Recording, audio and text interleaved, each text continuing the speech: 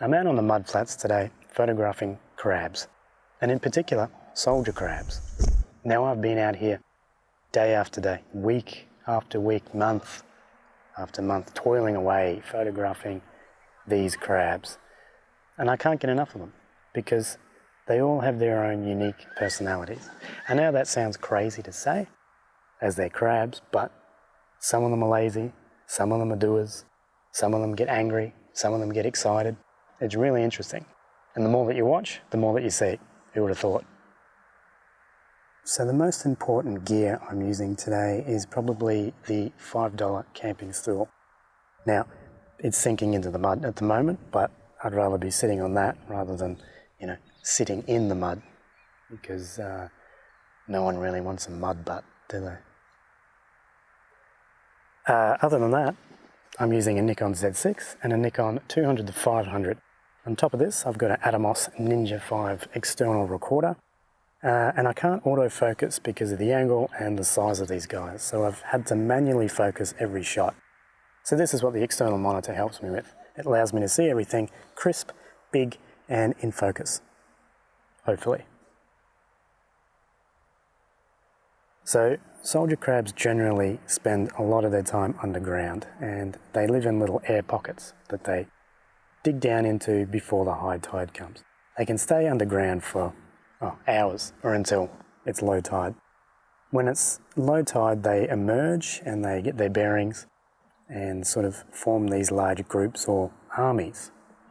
So now there's thousands of these crabs across the east coast of Australia, and they're all delicacies. Birds love them because they're just an easy meal.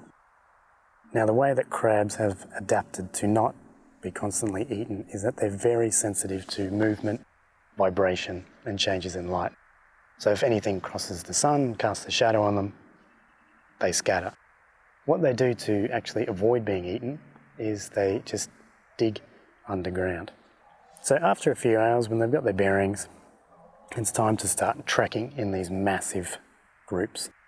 And when they do that, they aim to find any semi-moist or wet areas that is easy for them to eat, because how they eat is they just scoop up all the mud, the sand, and just mash it all over their face. When they do this, they take all the nutrients out of it and then leave a little pellet behind. If you walk across any shoreline or beaches at low tide, you'll see these forests of pellets everywhere, which is a good sign of that there was a feast a few hours previously. When the males get to these feeding grounds, they get quite frisky and they get quite territorial.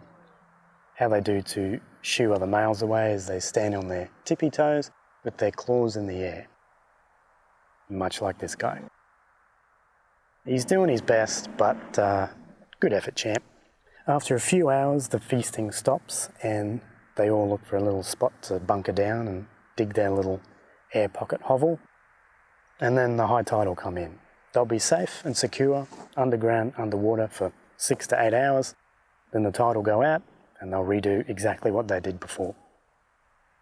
Making the effort and going out to these stinky, dirty spots like mudflats sort of pays off, because you get to see animals and their behaviours that other people might not see. So I suggest if you live anywhere near any mudflats, go out there, have a look, see what you can find. No doubt you will find something. If you'd like to watch a video of soldier crabs doing what they do, please click here. Thanks for watching. Don't forget to subscribe. Cheers.